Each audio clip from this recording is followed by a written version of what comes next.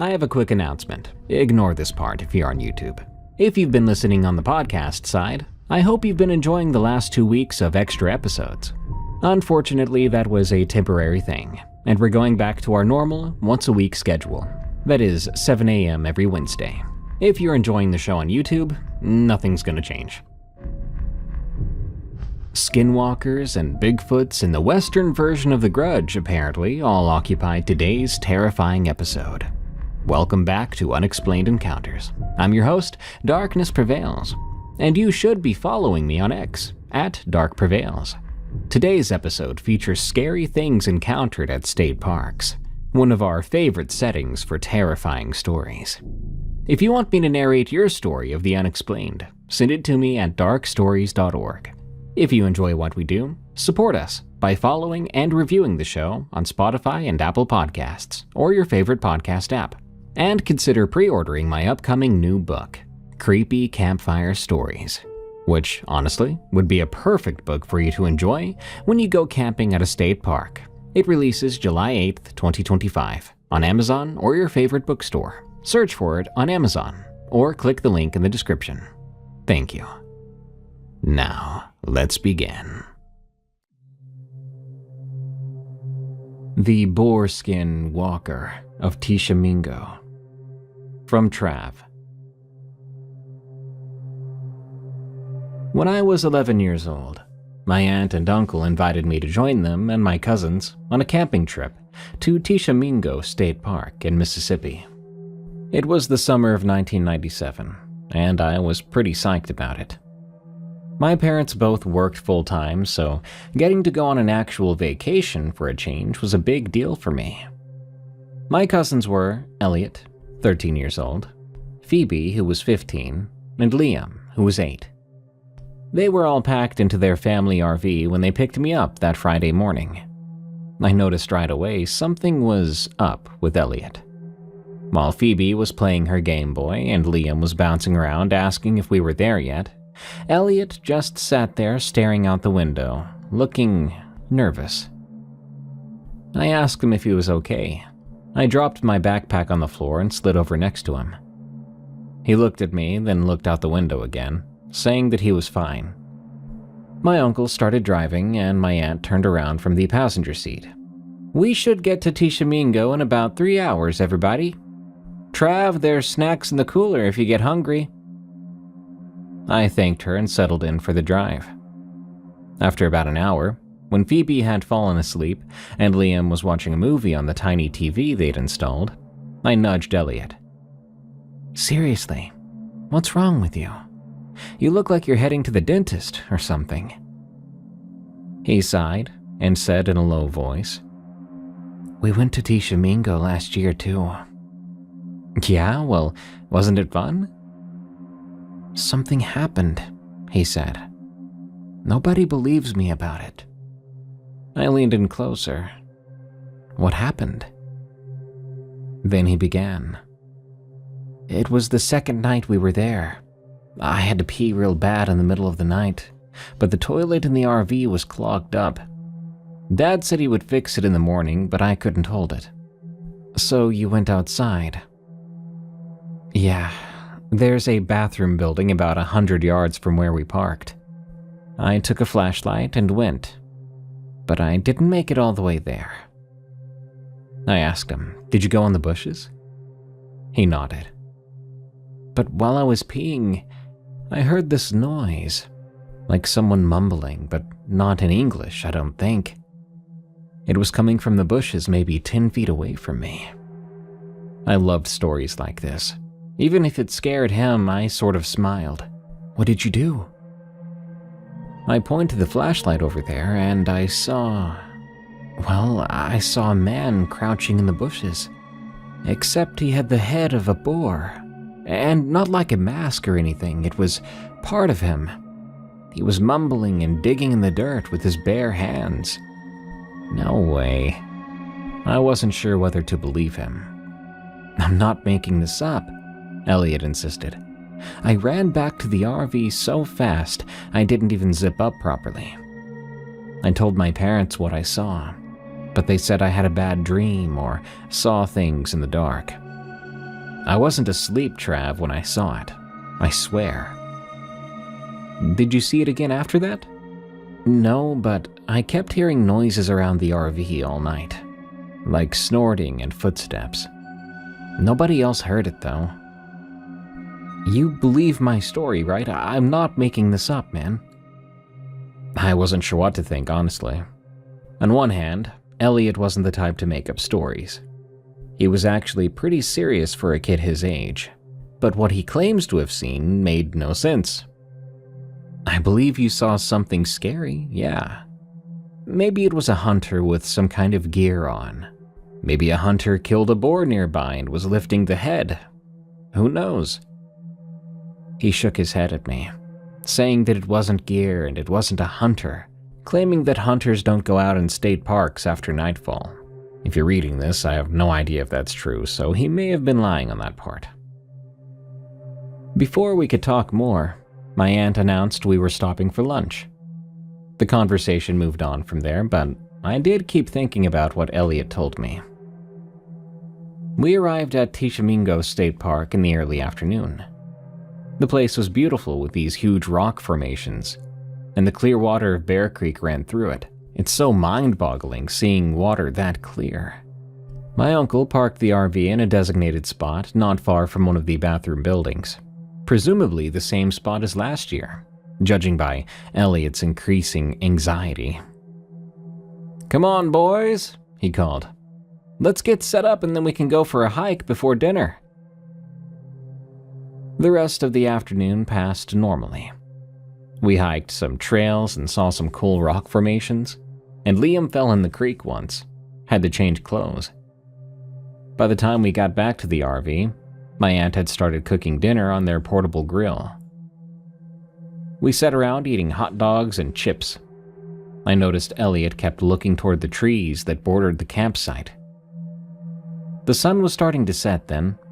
I tried to imagine what might be hiding in those woods, and I found myself getting a little nervous too. His story was starting to get to me, the darker it got. After dinner, my uncle built a campfire, and we roasted some marshmallows as dessert. Aunt Vanessa told some mild ghost stories, nothing too scary because of Liam, and we sang some songs. Normal camping stuff. But as it got darker, I started to notice something. At first, it was your typical normal sounds from the forest of a state park at night. Branches creaking and rustling leaves, a splash in the water nearby. But then I heard a distinct sound. A snort. Like a pig or a boar. The first time I heard it, I looked right over at Elliot, and he'd gone completely still, marshmallow halfway in his mouth. "Did you hear that?"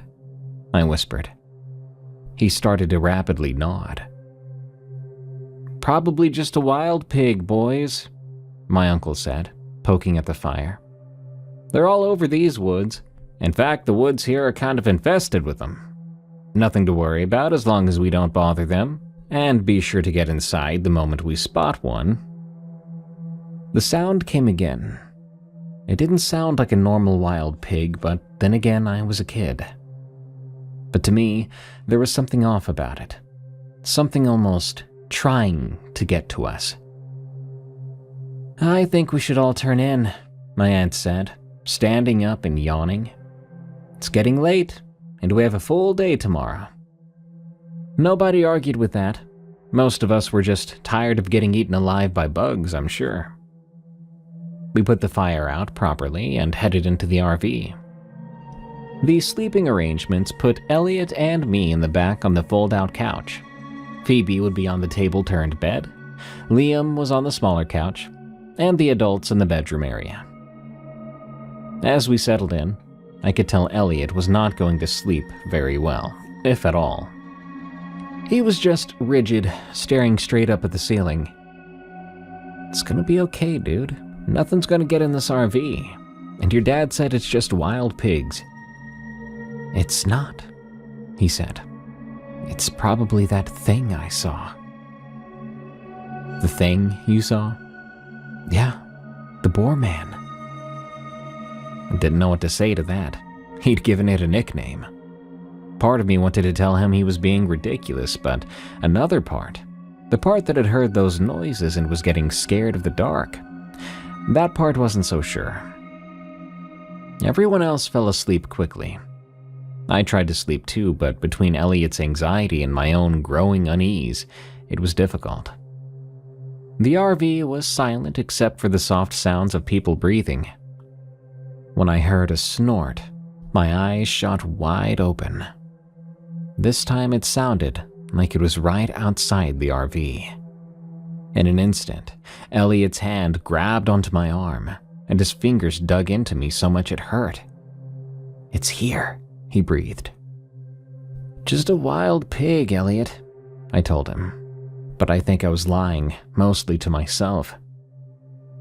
We lay there, still, and listened.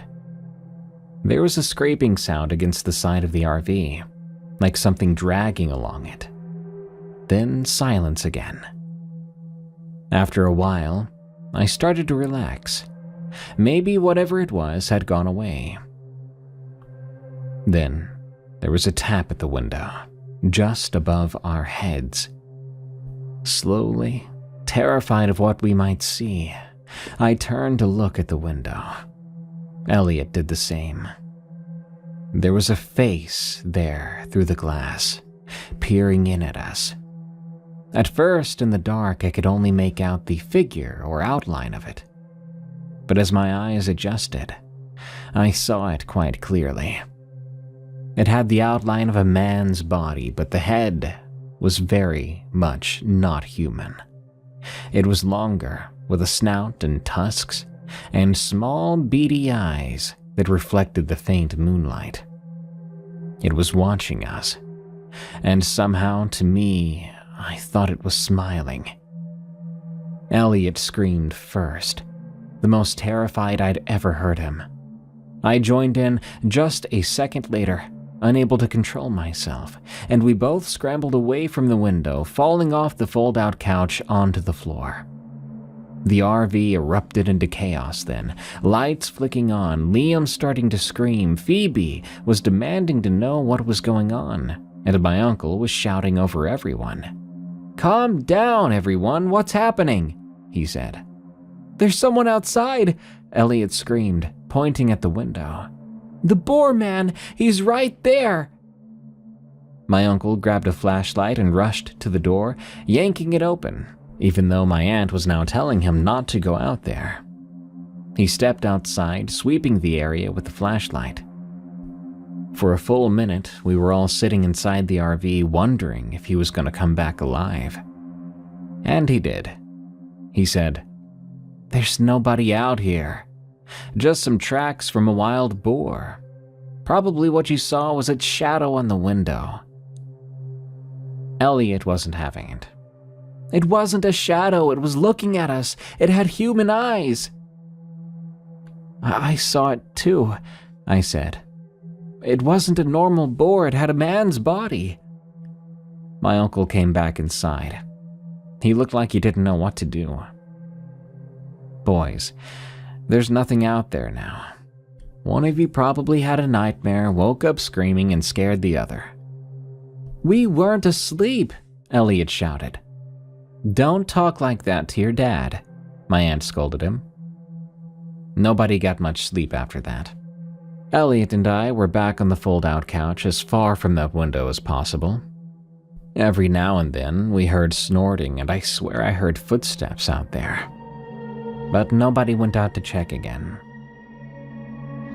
Come morning, my uncle found more tracks around the RV. "Definitely from a wild boar," he said. But there were also other things. Some marks in the dirt that didn't look like boar, because they looked like footprints and handprints of a person. They decided to cut the trip short after that. No one said it was because of what Elliot and I had seen, but I knew that was the reason. As we packed up, I caught my aunt looking nervously towards the woods several times. On the drive home, Elliot sat next to me. We were both so exhausted from not sleeping. "Ugh, do you believe me now?" he whispered. I said yeah. What do you think it is, or was? He shrugged. Dad says there's old stories about the Choctaw tribes that lived here, about shapeshifters or skinwalkers. But he says those are always just stories. I thought about the face at that window. Not animal and not human, but something in between. Maybe those old stories are more than stories.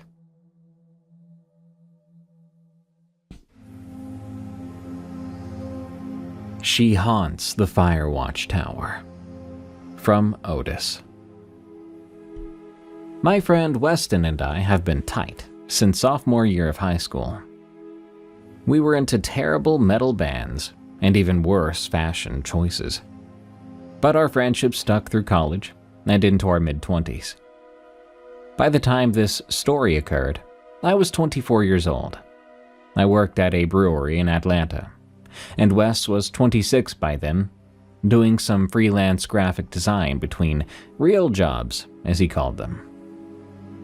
That spring was pretty rough for me. My girlfriend of 3 years had moved out in February, leaving me with an apartment that I could barely afford, and that kind of emptiness you get that makes you rethink your life choices. Work wasn't getting better either. My hours were horrific, and the customers were so demanding and annoying.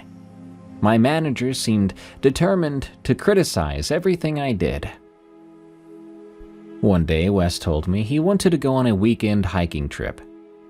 I agreed immediately. It would be my chance to reset.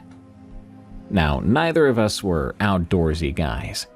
We grew up in Marietta subdivisions where nature meant the strip of trees between housing developments. But that was part of the appeal. This would be something completely different and new. We would be in nature, where our cell phones likely wouldn't work too well. No reminders of my ex-girlfriend. No craft beer snobs complaining about hop profiles. We picked Black Rock Mountain State Park. It was only a 2-hour drive from where we lived, and allegedly had very good views. We packed our cars with whatever camping gear we could borrow or afford, and headed out early on a Saturday morning in April 2018. The main trails were decent, well-marked, moderate difficulty kind of stuff. But by mid-afternoon, Wes was getting bored with what he called the tourist experience. "Check out this game trail," he said, pointing to a barely visible path veering off into denser forest. "Want to see where it goes?" I know I should have told him no, but the whole point was to do something different, right? After about 40 minutes of pushing through brush and climbing over fallen trees, we made it to a small clearing. And in that clearing, we found this old fire tower, probably from the 50s or 60s from the look of it. It stood about 60 feet tall. It was a mix of metal and wood, listing slightly to one side. The thing was practically screaming, "Do not climb me." There was even a faded sign that said something along those lines. "Holy crap, it's perfect," Wes said. "We have to camp in there tonight." "Is that even safe?" I asked. "Probably not, but imagine the sunrise view. And I haven't seen anyone post this one on Instagram yet. It's authentic." It took us about 20 minutes to climb those switchback stairs, testing each step before putting our full weight on it. The whole building swayed slightly in the wind. At the top was an observation platform, maybe 15 feet square, with a small enclosed cabin that was missing its door and half its windows. We set up our sleeping bags on the open platform, rather than in the cabin, which was filled with beer cans and graffiti. Clearly, we weren't the first to ignore the warning sign. But Wes was right about one thing. The view was perfect. Miles of blue-green mountains rolling away in every direction. We broke out the whiskey we'd brought and talked about things as the sun went down. Just cozy conversation about nothing important, stuff I don't recall at the moment. It felt good to be away from everything. Then we got to some conversation that I do recall. "You know, there are stories about this tower," Wes said. He then explained that some guy at the gear store had mentioned it, said that's why they closed this building off. "What kind of stories exactly?" I asked. "Ghost stories. About some park worker who killed himself up here in the 70s, and a little girl that got lost in the woods and died out here. It's different apparently, depending on who tells it." I told him there's always ghost stories about places like this. And he said, yeah, it's probably all bullcrap. He took a swig of the whiskey and said, "If we get murdered by ghosts tonight, at least we'll die with a good view." By midnight, we were both properly drunk and exhausted from the hike. We crawled into our sleeping bags under a sky packed with more stars than I'd ever seen. The tower creaked and shifted a bit in the wind, but I was too tired to care. Actually, it was kind of peaceful, to be honest. I woke up suddenly sometime later. I have no idea what time it was then. And instantly, I had that unmistakable feeling of being watched. When I opened my eyes, I nearly peed myself right then. A small girl was standing over me, maybe only 2 feet from my face.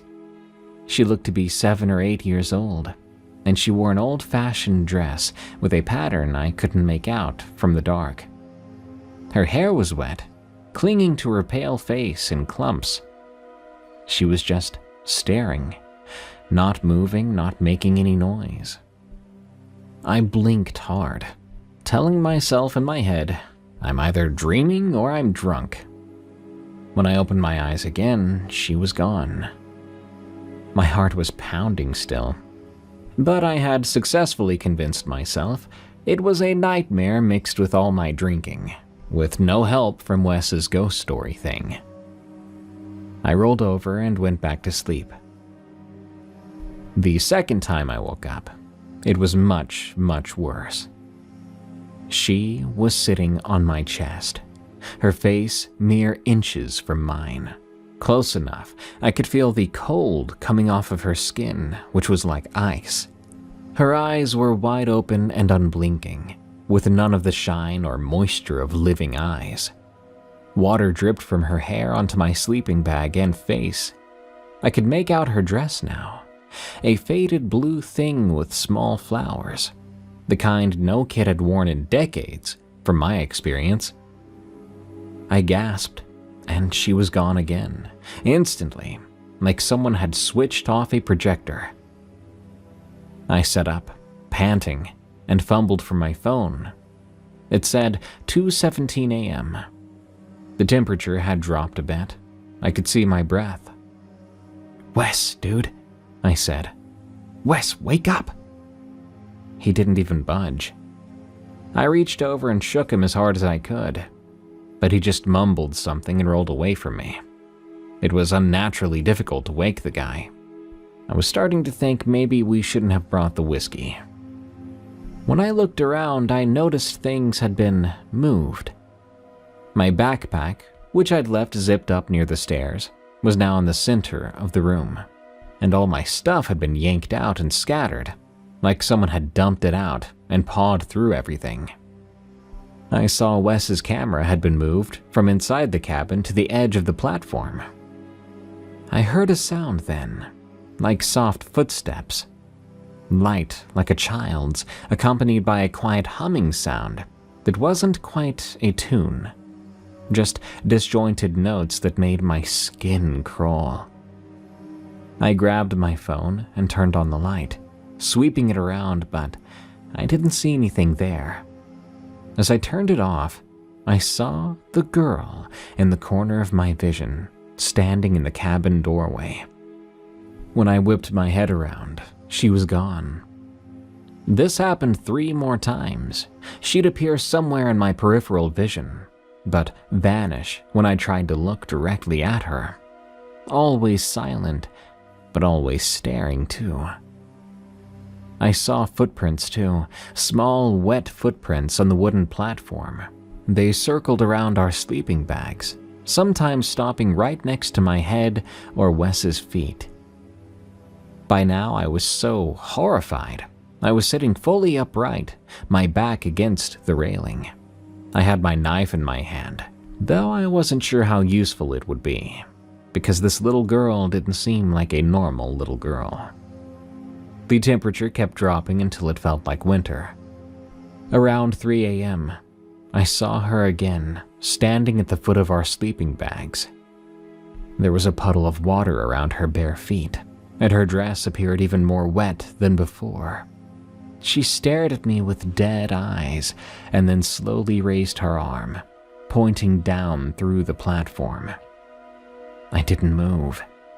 She kept pointing, insisting on something, but didn't make a sound. She then tilted her head at an angle that wasn't physically possible, nearly sideways on her shoulders. Her expression never changed. What happened next really broke me. She dropped down to all fours and began to crawl towards us. When she crawled, the joints in her arms and legs seemed to bend all wrong, and her head was twisted. She moved like something studying human movement, but unable to truly get it right.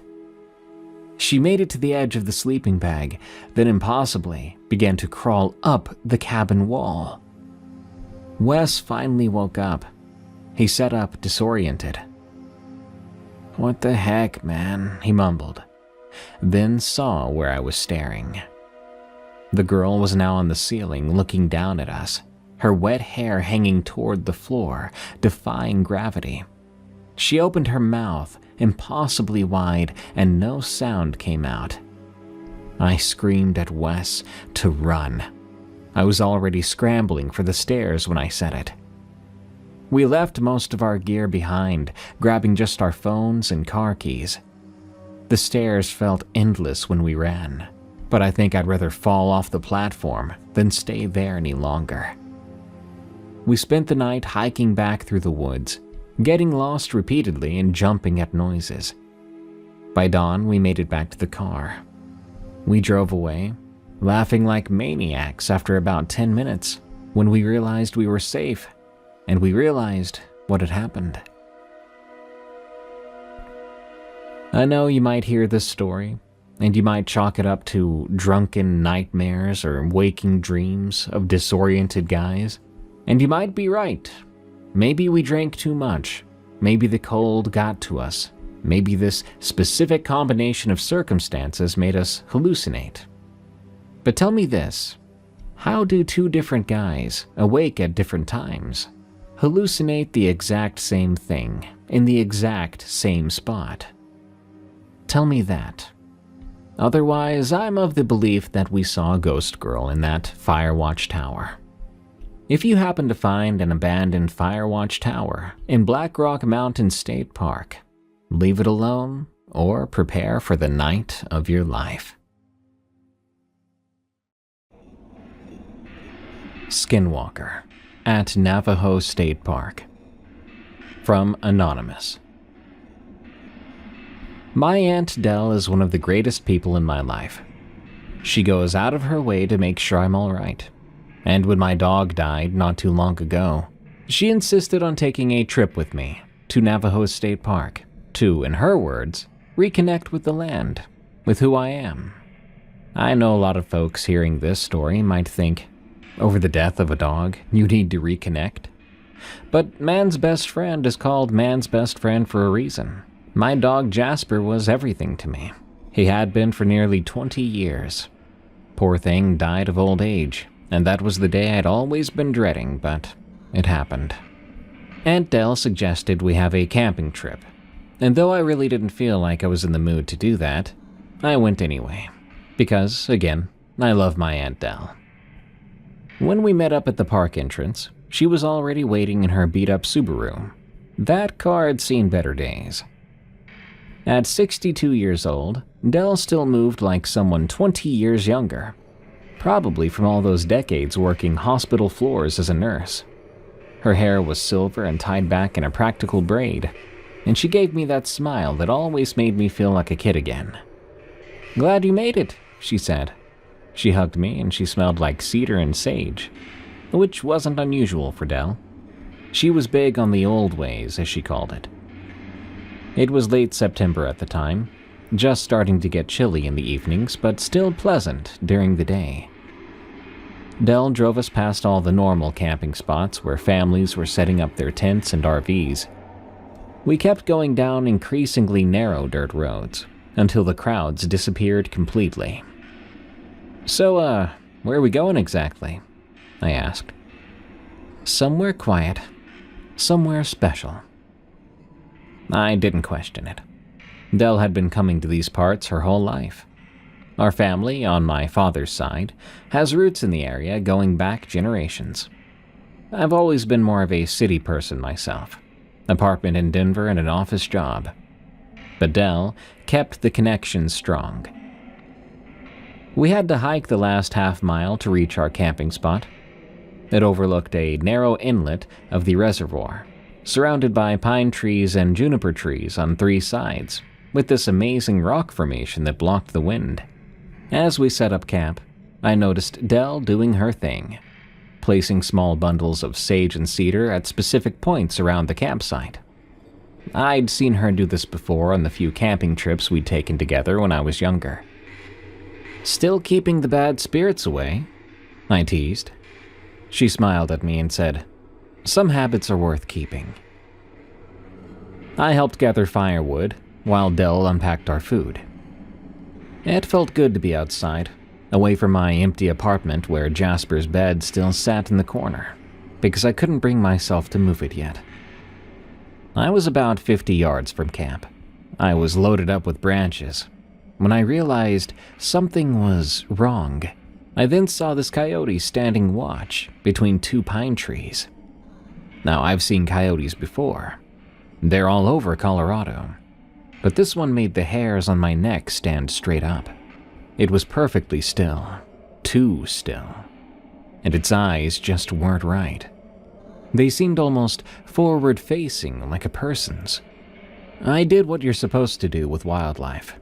I made myself look big, standing on my toes, raising my load of branches above my head as far as I could go, and I yelled. The coyote, however, didn't move a muscle, except for tilting its head slightly, like it was curious. I then threw a stick towards it, not to hit it, but to scare it off. The coyote then opened its mouth. I thought it was going to growl or snarl, but it did something that was more akin to a smile. Then it turned and walked into the trees with a weird, stiff walk that didn't look natural. I practically ran back to camp, dropping some sticks along the way. I was wondering if that coyote had some sort of disease that was messing with its head. Dell saw my face and immediately tensed up. "What happened to you?" she asked. I explained the weird-acting coyote, how I couldn't scare it off no matter what I did. Dell's demeanor changed. Without a word, she went to her backpack and pulled out this small pouch. She walked to the edge of our campsite in the direction I'd come from, sprinkling what looked like cornmeal in a line on the ground. I asked her what she was doing. "Just taking precautions," she said. "My grandmother taught me this. Your father knew about these things too." Something in her tone kept me from asking more questions. We finished setting up camp, mostly in silence as the sun sank behind the mountains. Eventually I asked her, "Are you going to tell me what you're thinking about? What you think is going on? The way you reacted with the cornmeal and the coyote?" Dell stared into the fire, then explained, "This place is special to our family, but it requires respect." I asked her what she meant. "The border between the reservation and the park is just a line on a map. The land doesn't know those boundaries. Neither do the things that live here." "Like what things?" "Like things that we should not disturb. Stay close tonight, no matter what you hear or what you see." We then began to talk about safer subjects after that. My job, her garden, family gossip. Normal conversation that still somehow felt like we were dancing around something important.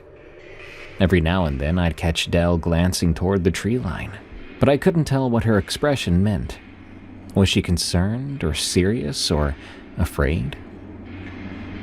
It was just after midnight when I felt that strange sensation again, of being watched, of wrongness. We'd banked the fire but kept it burning low. Dell was in the middle of telling me about my cousin's new baby when she suddenly went silent. "Shh, do you hear that?" she whispered. I didn't hear anything at first. Then I caught it. Soft footsteps circling our campsite. Too rhythmic to be an animal. Too light to be a person. "Someone's out there," I said. I reached for my phone to turn on the light, but Dell grabbed my wrist suddenly. "No," she said. She sounded so intense. "Not someone. Remember what I said. Stay close and don't answer if it calls you."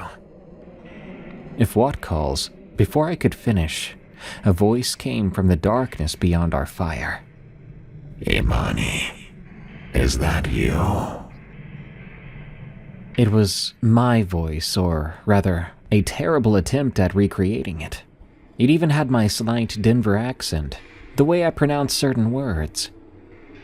"What the heck?" Dell's hand clamped over my mouth then. "Don't respond," she hissed at me.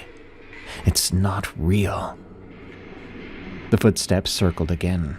Our fire was dimming now, even though there was no wind or rain. "Dell, I need help.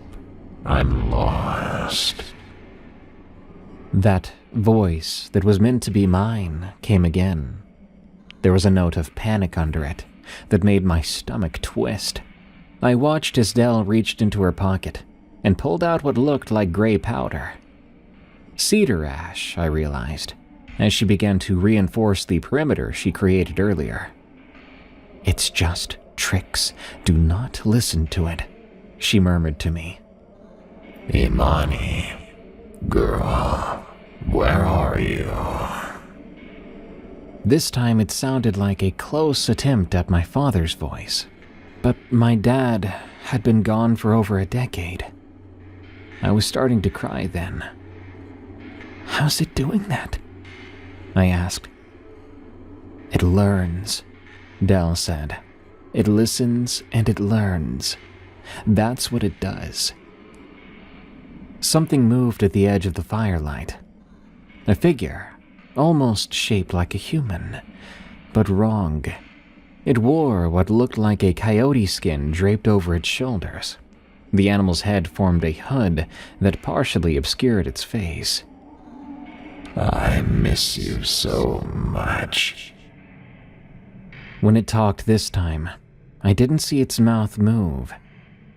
Dell began to chant quietly, words in Diné Bizad that I remembered hearing as a child, but couldn't translate.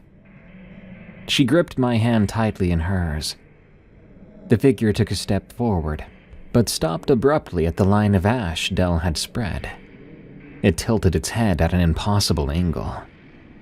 "You know who I am," it said, its voice shifting between my father's and something older and raspier. "You belong here with me." "No," Dell said firmly. "She doesn't. Neither did her father." The thing hissed, a sound no human throat could make. The coyote skin seemed to ripple and shift on its own. "Come to me, Imani.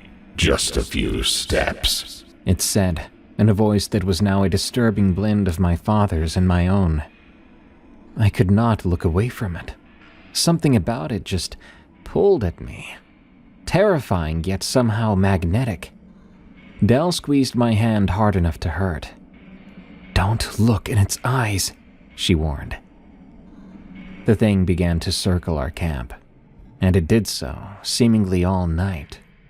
Sometimes silent, other times calling with voices it should not have known. It even tried my boss's voice, my mother's, then Jasper's bark. Near dawn, when the stars were starting to fade, I think it got desperate. Its mimicry became broken, sentences starting in one voice and ending in another, words running together in ways that made no sense.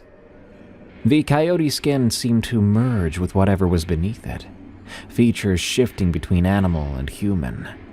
Eventually, you will come, like your father almost did. Your dog did. You will too. And then it was gone, disappearing into the dark between the trees. We didn't speak until the sun came up fully. Del methodically closed our campsite with prayers and offerings, a lot of stuff I vaguely remembered from my childhood. My hands would not stop shaking as we packed up. "That's why we came here, isn't it? You wanted me to see it." Del looked exhausted. "Well, your father encountered it when he was about your age. It marked him somehow. When Jasper died and you started having those dreams, I knew it was reaching for you too." "What was it?" I couldn't bring myself to use the name I was thinking about. "Something that wants what it can't have. Our form, our voices, and our lives. It helps to see it for what it really is. Names have power, so we do not speak its name here." When we checked out at the ranger station, the ranger asked if we had a good time. "Heard any coyotes?" he asked casually. "Been a lot of activity with them lately." "Nope," Del answered calmly. "All quiet." On the drive back to Denver, I asked Del to teach me the prayers she'd used, the protections. For the first time in years, I felt a connection to the traditions I dismissed growing up. "Some knowledge stays in the blood," Del said, "even when we try to forget about it." That night in my apartment, I smudged every room with the sage Del had given me. I hung a small pouch of protective herbs by my bed, and when I heard something scratching at my window just before dawn, something that whined with a voice that sounded like Jasper's, I spoke the words Del had taught me, and I did not look outside until after the sun rose. I think the lesson she wanted me to learn was that some things, once you see them, they never stop watching you back. Not Your Grandpa's Bigfoot Story. From Crank 162. Never thought I'd be the type to tell folks about a Bigfoot encounter. Heck, I've spent 43 years working forestry in California, and I always figured those tales were just campfire nonsense to scare kids and sell beef jerky to tourists. You can call me Howie. I've been retired for about 5 years. I've seen enough real dangers in the woods that I don't need to make up fake ones. This happened in the fall during my annual camping trip with my buddy Vern.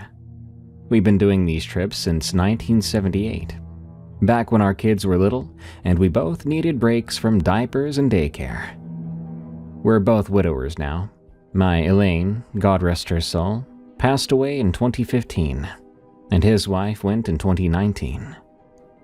These trips nowadays mean even more to us. Vern was a history teacher before he retired. Smart as they come, but with no filter whatsoever. He's 3 years older than me and reminds me of it whenever his memory works better than mine, which is more often than I'd like to admit. When we pulled into the gravel parking area at the trailhead, Vern asked if this was the spot my grandson had spoken of. I looked at the sign nearby and told him, "That's what Ryan said. Claims it's great fishing here. Nobody knows about it either." "Huh, probably a reason nobody knows about it," Vern said. But he was grinning. For a guy with a bum hip, he was already pulling his pack from the truck. The hike in wasn't so bad, about 1.5 miles on a trail that got progressively narrower. We found a decent clearing about 50 yards from a small stream. A great spot to set up the old tent we've been using since Bush was president. The first one, actually. Vern said it wasn't too shabby, and even complimented my grandson on the good idea for once, according to him. I laughed at that.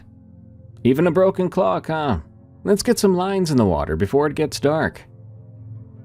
We caught 3 decent-sized trout that first afternoon. Plenty for dinner, but nothing to write home about. We cleaned them up by the stream and had them fried up with some potatoes, cracking open a couple of beers. This was something we'd done 100 times before by now. My bones say rain tomorrow, Vern said. Your bones always say rain. Sometimes they're even right about it. We laughed. We turned in around 9, and that's when I noticed something odd. How quiet the forest was. Usually in a place like this, you get frogs and bugs and owls and all the night critters making racket. But there was nothing all of a sudden. I whispered to Vern, asking if he was hearing that, and he mumbled back that he didn't hear a thing. Exactly, I said to him.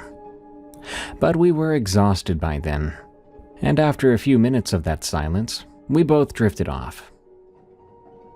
There was a light drizzle in the morning, just enough to make everything damp.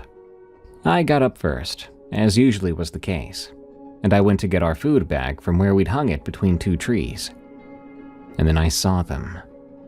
Footprints, big ones, around our campsite. Vern, come take a look at this, I called to him. He hobbled over, still zipping up his jacket. What is that, bear tracks? That's what I thought at first. Take a closer look. The prints were huge, easily 15 inches long. But they weren't bear tracks. The shape didn't match up. There were 5 toes and they were arched like human feet, but twice the size of my boot. Huh, Vern said, which was his way of saying he was completely stumped. He figured someone was messing with us. But I reminded him it was way out in the wilderness in October during a weekday. Not the best time for someone to be pranking a couple of old men. Our food bag had been messed with too. Not torn open, but somehow unhooked from our rope system, set down carefully on a rock nearby. And nothing had been taken, the opposite of what a bear might do. Ryan didn't say anything about hoodlums out here, did he? Vern asked as we made coffee. No, just said it was quiet and good fishing. We spent that morning fishing again. We caught a few more, but I couldn't shake the feeling that someone was with us out here. Round noon, the feeling got so strong, I suggested we just go back to camp. Your arthritis acting up? Vern teased me. No, just, I don't know. I think it'd be best if we headed back. We were about halfway back to camp when I saw something. Between 2 massive redwoods about 70 yards away stood something. I wanted to tell myself it was a weird shadow, even a burned trunk. But then I saw it move. Hey Vern, look between those 2 big trees over there. The ones with the fallen log between them. He squinted. He refuses to wear his glasses when we go camping. The stubborn fool. What is that? A person? He asked. It wasn't. It was too big to be a person. Too broad, too. Standing maybe 8 feet tall, if I had to guess. We stared at the figure for maybe 5 seconds before whatever it was turned and walked off into the thickness of the forest. Definitely weren't no bear, Vern said. Nope, it sure wasn't.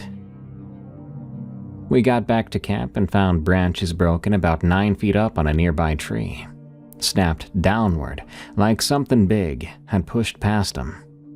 Nearby, we found a pile of rocks stacked up. We hadn't left them like that. There were 3 larger rocks in the bottom, 2 in the middle, and 1 on top. Could be other hikers, I guessed. Hikers that are 9 feet tall? Vern shook his head at me. You know what the loggers used to talk about in these parts? Oh, don't start with that nonsense. Just saying. My dad worked these forests in the 40s. Said the old-timers wouldn't go into certain places alone. Said there were forest men watching them. I rolled my eyes. Your dad also said he once caught a fish so big he needed a crane to land it. Vern laughed. True enough, but I'm just saying, there's stories about these woods going back before European settlement. That night, things got stranger. We were playing cards in the tent when we heard it. There was a rhythmic knocking sound like someone hitting wood against wood. First from one direction, then answered from another. Oh God, please tell me that's a woodpecker with insomnia, I said. In October, after dark. I don't think so, Vern replied. The knocking continued for about 20 minutes, then finally stopped. After that, though, was something worse. A deep, rumbling vocalization came from somewhere in the darkness beyond the camp. It lasted maybe 10 seconds. What kind of animal makes that noise? Vern asked. Darn if I know. Mountain lion with laryngitis? We were trying to keep it light, but we both knew this wasn't normal. That's when these small rocks, pebbles mostly, started to land on the tent, as if they were being tossed from somewhere in the dark. I'm too old for this crap, I muttered, but neither of us suggested packing up yet. We would never hear the end of it from each other if we ran scared in the middle of the night. The strangest part was the smell that drifted through our camp. It was like a skunk mixed with wet dog and thrown in a blender. So musky and overpowering. This wasn't anything I recognized, despite all my years I've spent in the woods. We finally fell asleep around midnight when things quietened down. But at nearly 3 a.m., both of us sat bolt upright as something brushed against the side of the tent. Something big. The fabric of the tent pushed inward, outlining what looked like a massive hand or a paw. Then the whole side bulged, as if something was leaning against it. We could hear breathing too, deep and heavy breaths that did not sound human. Get the flashlight, Vern whispered. I fumbled for it and clicked it on. Whatever was outside our tent then moved away quickly. We could hear big footsteps retreating. I'm taking a look, Vern said, already unzipping the tent despite his bad hip. Are you crazy? Maybe, but I'm not sleeping another wink wondering what's out there. I followed him out with the light. It was misty, but the moon gave us enough light to see the clearing around the tent. Didn't see much at first, till Vern grabbed my arm and pointed. At the forest's edge, partially hidden by a redwood trunk but clearly visible, stood a figure, and it was enormous, well over 8 feet tall with broad shoulders and a heavy brow. It was covered in dark hair or fur, and it was just watching us. Holy mother of... Vern whispered. The thing stood there for nearly a minute, not moving and not making a sound. Then it simply turned and walked off into the forest. We heard branches breaking as it moved away, followed by similar sounds from different direction. We realized there may be several of them out there, all moving around together. We stayed up until dawn, sitting back to back in the tent with our flashlights and Vern's old fishing knife. We didn't do much talking, but when we did, it was about practical things. You ever hear anything like this when you were working forestry? Vern asked. Nothing but rumors, really. Guys would come back from remote areas talking about some weird stuff. Tracks and sounds. Most of us figured they were drinking or just pulling our legs. You think anyone's gonna believe this? I snorted. Would you? 2 old farts claiming they saw Bigfoot? I didn't say nothing about Bigfoot, Vern said, but I could hear the smile in his voice. At first light, we checked around the camp. The ground was damp enough to hold some impressions, and there they were. Big old footprints in a semicircle around our tent, exactly like what we'd seen the day before. Different sizes, suggesting at least 3 different critters, whatever they truly were.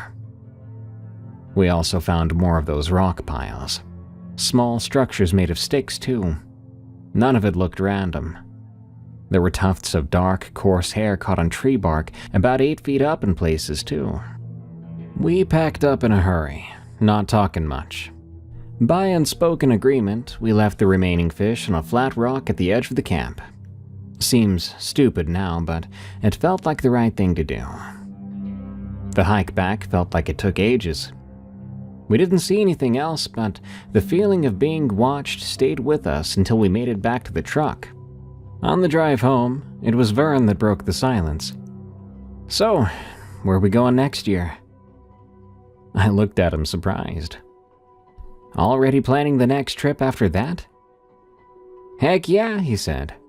"I've got at least a few more trips in me before I kick it. But maybe somewhere with fewer locals." I laughed at him. "Crater Lake, maybe. I hear they've got good fishing too."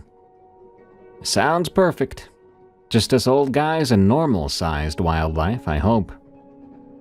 This encounter has become one of our family's favorite stories these days. The grandkids love it when I share it with them, and when Vern's around when I start the story, it gets even better. Because truth be told, he's much better at telling these stories than me. Brings a lot of energy to it. And hey, if you're hiking in the old growth section of Redwood State Park, maybe hang your food a little higher than you usually would. And don't be surprised if you get some company. Some very tall company. That last story makes me want an Old Folks Encounter Scary Stuff compilation. Just imagine all the stories your grandmas and grandpas are keeping to themselves because they might be too scary for the grandkids. There's your homework, by the way. Go beg Meemaw and Pawpaw for their ghostiest of stories. Good night. Thanks for tuning in to another episode of Unexplained Encounters. I'm your host, Darkness Prevails, and you can follow me on X at DarkPrevails. If you enjoyed the show, be sure to send me your scary stories of the unknown at darkstories.org. Review and follow the show on Spotify and Apple Podcasts. And pre-order my upcoming Creepy Campfire Stories book, which would be perfect for anyone planning to visit a state park anytime soon. Or rather, after July 8th, 2025 when the book releases. Find it on Amazon or your favorite bookstore site, or click the link in the description. Thank you. Stay safe out there, and stay creepy, because this world is a strange one.